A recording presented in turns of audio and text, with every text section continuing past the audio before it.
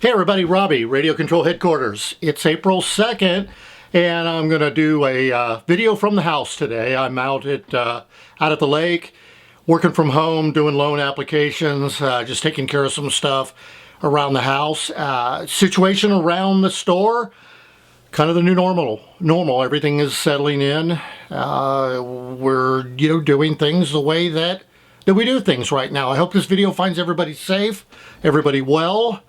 Everybody taking care of yourself and taking care of the people that you love. Today I wanted to talk about something that's really important to me. And I think it's a really important topic as far as the hobby industry goes as well. But before we get to that, wanted to give a quick shout out and a happy birthday to my little nemesis friend, Parker Ross. I hear Parker turning 12 today. Me and him have been racing each other for a few years now, and sometimes I truly believe Parker's sole mission in life is to put a whipping on me out on the racetrack. Parker, keep practicing, man. You'll do it someday. All right. Before you think it, let's get to the end of this story first. Spoiler alert. I lit my house on fire last year charging a LIPO battery. Yeah, that's right. Embarrassed to say so, but I thought that by talking about this a little bit, that it might help everyone else from making the same mistake. I did get lucky. I was here, I was home. I put it out really quick. So let me give you a little bit of a backstory, and then we'll talk about what I consider to be the most valuable lesson learned from what happened. It actually happened here in this room. What I was doing, I was making a boat video, and I'd gone down to the boat ramp. I did a little bit of footage down there. I didn't like the footage that I took, so I started another battery pack because the battery that I was running was dead. Those batteries that I were using, they were used. I had never used them before. We're not going to talk about manufacturers or whose batteries they were, whose chargers they were, until we get to the end of this and we talk about the proper safety for charging these batteries. But again, it's real. It does happen. It happened to me, and I've charged thousands of batteries. I've been in the industry for, well, since 2004. I've been in the hobby since 1999, and yeah, it got me. But before I go on, I'm going to say this also. Was my fault. I was careless. I let down my guard, and there was, just like they say in Seconds from Disaster or engineering catastrophes, it wasn't one thing that I did wrong. It was a series of things that I did wrong that resulted in the fire. So first, what I had was a set of used batteries. They, for all practical appearances, looked perfect. Wasn't a scratch on them. They weren't puffed in the least little bit. I mean, they looked new, other than the fact that I had gotten them secondhand. Mistake number one, I made an assumption that the batteries were good. I charged up one of them using mistake number 2. It was a battery that does not have a balance lead on it. It's made to work with a specific charger. I didn't have that charger. I took a shortcut and I charged the battery without balancing it. First pack went through fine. No issues. Everything was good. I went down to the boat ramp. If I didn't say it already, I was making a boat video. Went down. I captured some shots. Didn't get what I wanted. Decided to charge up another pack. Exact same settings as the first battery. Launched it off here in my workshop slash laundry room, and made myself a sandwich and was out in the living room watching a YouTube video. I don't know, a few minutes, 10, maybe 5-10 minutes into eating my sandwich, I heard something that sounded a lot like somebody slamming something down on wood, like say taking a little block of a 2x4 or something heavy and just wham, slamming it down. I got a pretty good surround sound system in my house, so I thought, man, was that in the video? And then no sooner did that thought come out of my head, I smelled it. I ran from my living room. I have a real small house. It's only 1,100 square feet. So I ran from the living room, came in here. What I was greeted with when I walked through the door was this workbench pretty much completely involved in fire. Locked up for a second, kind of that, taking a moment or two to realize what was really happening. My first thought was to grab a water hose and squirt water on it. And then I realized I had a fire extinguisher underneath the seat in my kitchen, which is just one room over, 10 paces from here. Dashed into the kitchen, grabbed the fire extinguisher, pulled the pin. By the time I had gotten back into this room, the room was really taken off. The blinds behind me, or the old blinds behind me, were on fire. The fire was spreading up the wall over here by my toolbox. It was coming up the wall over here. It was off of the workbench and had lit some stuff underneath the workbench on fire. There's flammables on the shelves up above me here.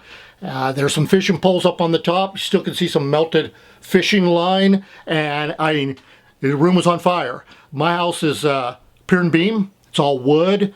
It is very, very combustible little house. Grabbed the fire extinguisher and immediately blasted the fire. Put it out really pretty much with the first shot. I had the right chemical in the fire extinguisher, but you're still kind of a little bit freaked out. And I gave it 2 or 3 more good discharges of the extinguisher, you know, just to absolutely make sure it was out. If I had it to do again, I wouldn't do that part, because cleaning up the mess from the fire extinguisher was probably worse than the mess of the fire. I got lucky and I caught it early. So we've already admitted to 2 mistakes. Unknown battery, never used it before. Was not balancing the battery. We'll say more about that. Third, and this is really dumb, I wasn't using a LIPO bag. I did not have it in a safe bag. I literally had one in my truck on the other side of this window over here, and I was too lazy to go get it. So there were really a series of errors on my part. Any one of those would have kept it from happening. Well, the battery was sitting right here on the bench. Apparently, it lit when it lit off. It jumped up onto the windowsill. You can still see some of the damage there. Lit the blinds and escalated from there. You know, it's pretty traumatic if you haven't ever been through something like that. If you're a fireman or a paramedic or a police officer, you're used to it, but I wasn't. What we're going to talk about is that how we can keep that from happening again. Always, we call it around the store, we call it don't charge naked. Every single person that buys a battery from us, or at least I try to tell every single person that buys a battery or charger from us to buy a LIPO bag, safety bag or box or ammo box. They cost about $12 to $15. You'd be surprised how many people turn it down, that they don't want to spend that money. And, you know, I tell this story a lot. I almost lost everything I owned over $15. So in my case, being too lazy to walk out to my truck and get my bag. And the second thing that I very much want to recommend is we also store our batteries in the store. And then here at my house, you'll see 5 or 6 of these things laying around everywhere you go. Just a cheap ammo box. At the store, our best practices in the store, no used LIPOs ever get left out on the floor. At night before we go home, we put all of our LIPOs, all of our used LIPOs in an ammo box. And then we've also got what's called a bat safe. They're really nice. We've got bat safes at home, or at the store as well. We got a big, huge one that we've got our batteries that we keep it in there. So, you know, those were really the primary issues. Now, what I will do is that there is some really good battery technology out there. I had mentioned the balancing as a mistake. I'm going to take a pretty firm line here. This is what we do for a living. Firsthand information, I will never charge another battery, LIPO battery, without balancing it. Now, I'm just guessing, you know, forensically, that what happened with that battery is that somebody had not been balancing it. And if you don't understand balancing, real quick, it's like, just take this battery here. Here's a Traxxas battery. It's a 3-cell. There you go. Okay. What that means is there are 3 separate batteries soldered together in this. Each cell, to maintain the health and the safety of a battery, you want each of those cells to be as close to one another in voltage as you possibly can. And this is critical as far as I'm concerned. When you're discharging a battery, you've got it in the car, the boat, the helicopter, or the airplane. The speed controller, it doesn't see how many cells, it doesn't see how many cells are there. Some of the more advanced telemetry stuff does, of course, but in general, all it sees is voltage, and it sucks the voltage out. And after a while, it'll pull it out unequally, and one cell will have more voltage than, say, in this case, than the other 2.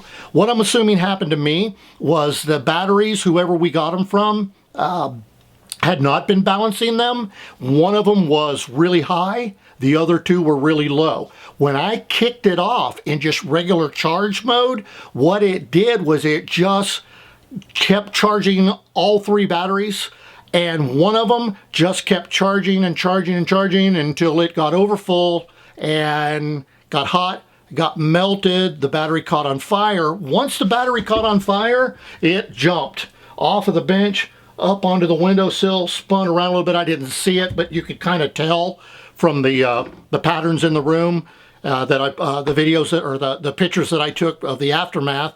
You kind of tell what happened in here. The other big mistake that I made, and I know this sounds pretty crazy, but I was not attending the charge. Yeah, I was here in the house, but I was a couple of rooms over, and you'd be surprised how many people will kick off a charge and then leave. To get off of this and then to start moving forward on how you keep this from happening to you, because it's not going to happen to me again, how you can keep it from happening to you is, when I was cleaning up the mess the next day, I was airing out the house, and across the street, my neighbor had one of those Surf Pro guys there, the folks that come in and clean up your house after fires and floods and, you know, like it never even happened people. And my neighbor, hey, how's it going over there? It's like, oh man, it's good. It stinks over here. You know, LIPO fire stinks. Got all up in my air conditioner and stuff too. But the Surf Pro guy asked me, hey, do you need me to take a look at it? I was like, no, the damage was minimal. I caught it in time. He's like, well, I'm right here. Let me take a look at it. So I brought him over. As he was walking over, he told me that this is the fourth LIPO fire that he's heard of, and he had only been on the job for 5 months. Yeah, and that's in Comal County. It's not a very big area. So this dude had responded to him, and I asked him what was starting the fires, and he said all three instances of it were drones. So I cannot overexpress how important it is to be there, nearby, within line of sight and direct visibility of any of these batteries when you're charging them. Got it? All right, so that kind of recaps what happened here. What I've got on the bench now, this is primarily what me and RCHQ recommend, is that if you're going to be charging a Traxxas battery, use a Traxxas charger. In this case over here, we're going to get some close-ups of it, but I really like these new Spectrum smart batteries. They've got smart ID on them. We'll zoom in here and show you a little bit more as I launch these things and show you the embedded safety features and some of the things that you can go about doing to keep this from happening to you. All right, I'm going to give you a little demonstration of some charging here. What I've got right here, we'll get it, I'll pull the camera up where you can see a little bit closer. We've got a Traxxas battery. Traxxas Easy Peak Live, that 3-cell that I showed you before. So this has what's called Smart ID on it, where the battery and the charger actually communicate with each other. So more or less, you just pop the battery in, and as we talked about before, drop it in a LIPO bag. Remember how mine jumped and turned into a little flamethrower? Okay, that's going to keep that from happening. It's going to isolate it. So the charger, not sure you can completely see this with the light. You can see that it's set to balance. Remember, always balance. So it's set to balance here. It knows it's got a LIPO attached to it. You press and hold the button for a couple seconds, and off it goes. Well, this one's live, which means it has Bluetooth on it, which is actually really cool, because you download Traxxas's app, and on the app you can actually look inside and see what the battery is doing.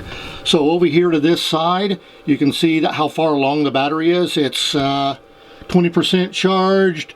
It's putting in about 40 milliamp hours. I think that's what it says, and there's about 20% or about 20 minutes left to go. Over here on this side is your voltage. Here, let me click on that, and this will give you a better view of what we were talking about. Remember when we said it was a 3-cell? All right, look, cell 1 is at 4.0 volts, same with 2 and 3. So all 3 of those cells are pretty much at the exact same voltage, which means you've got a good battery pack on your hands. It's going to last a long time, it's going to stay healthy, and it's going to be a much safer battery. So that's good stuff to look at. All right, and over here we've got Horizon Hobbies Spectrum implementation of a smart charger. This is a hot setup. We're going to do a really detailed walkthrough of this stuff. This is pretty much all I use, and it's got some great features, but in the interest of this video, we're really not going to get into it. This one is, of course, different. It's got a, if you look at this battery, you'll see it does have a balance lead on it. All right, the balance lead has to be plugged into a balance port. You can plug it directly into the charger. Where is it? Oop. You can plug it directly into the charger. I just use a balance board. Makes it a little bit simpler. Also makes it easier to get in the inside the LIPO bag. So we'll kick this thing off. Whoop. In the bag. All right, now what's cool about this charger, let me see if I can get it in an angle where we can see it. What's cool about this charger is it knows, the battery has a chip on it, so it knows what's hooked up to it. So I pre-programmed the batteries. Even if you don't, it uses a standard or just like a stock, safe, reliable, quick configuration. So, all right, so now that we got it in our bag, hopefully you can see that. It knows what's hooked up to it, so all you pretty much need to do is just hit the button. It knows everything that's hooked up. It's showing the voltage of the cells, that it's a 2S 7.4. Charge is balance on these. It won't say balance because it balances everything unless you tell it not to, especially when you've got the balance port plugged in. Just hit the start button and off it goes. So right here you can see on the dashboard, this is a 2-cell battery, one of my short course. And you can see 3.76, hopefully you can see it, in one cell. 3.77 in the other, and off it goes. 26% charge, so full visibility into it. One thing that I wanted to note before we get off of this and finish this video up, I always now, and I did it before except for the time I made a mistake, and again, here's some of the residual of the mistake. Carlos, my robot, got kind of burnt up there, spit slag all over him as the battery was percolating, where it got up onto my windowsill. And then of course I've replaced the line since then. But I always, anytime that I'm charging, I hit the button and make sure that I can see where the cells are. It's just a mandatory thing that I do. If they're close, it means you've got a good, reliable, and what I would consider to be a safe pack. But meanwhile, we've got everything here and good to go. All right. All right, well, that pretty well settles it for this video. I think we've covered as much as time allows for this thing. Just wanted to make sure. My intent here was not to scare anybody. My intent was to educate you. There's nothing dangerous about this if you perform the proper safety features that are associated with it. Just don't be flippant about it. It's something that, as long as you're operating within the parameters of what these things are designed to do, it's not going to be a problem. So just to make sure we got it in review, here we go. All right, so first and foremost, okay, it's backwards, okay, always balance. Manufacturers, other people will tell you that it's okay to not balance. I'm telling you that it is not. Balance every single time. All right, number 2 after me. Don't charge naked. That's right, have it in a ammo box, a LIPO bag, a bat safe, or anything like that. Okay, well, that was number 3. I got ahead of myself. Number 4, attend the charge. Okay, do not kick off a charge and get busy and go to something else. Remember, set a timer or something to remind yourself that you're doing it. And then finally, matching equipment. Use the charger that is designed to work with your battery. If it's not an ecosystem like Traxxas or Spectrum, most chargers, I like the guys at Venom. They were talking, I met them at a trade show afterwards, and they actually have a charger out now that does not allow you to charge without balancing. And yeah, I shook the guy's hand. It was like, you know, we really need to make sure that that happens and more. Of course, if it's the one cell, you know, that doesn't have anything to do with it. But anyways, that wraps it up for this, what is it, Thursday afternoon? And I'll see you guys most likely tomorrow. And don't forget, Parker, happy birthday, and keep practicing, little buddy. All right, bye.